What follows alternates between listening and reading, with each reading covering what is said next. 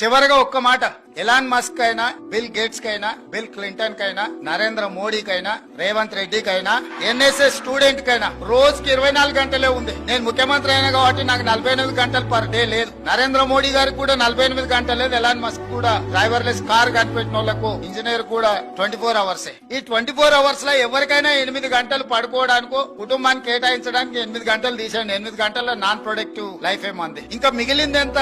16 hours. ఈ 16 గంటల్ని ఏ vertical కింద మీ life ను డిజైన్ చేస్తారో, డిఫైన్ చేస్తారో, ఫోకస్ చేస్తారో, ఆ 16 గంటలలో మీరు చేసే పనిని బట్టి మీరు ఒబామా కావచ్చు, మీరు బిల్ గేట్స్ కావచ్చు, బిల్ క్లింటన్ కావచ్చు, నరేంద్ర మోడీ కావచ్చు, రేవంత్ రెడ్డి కావచ్చు, లేకపోతే జితేందర్ శ్రీనివాస్ రెడ్డి కావచ్చు.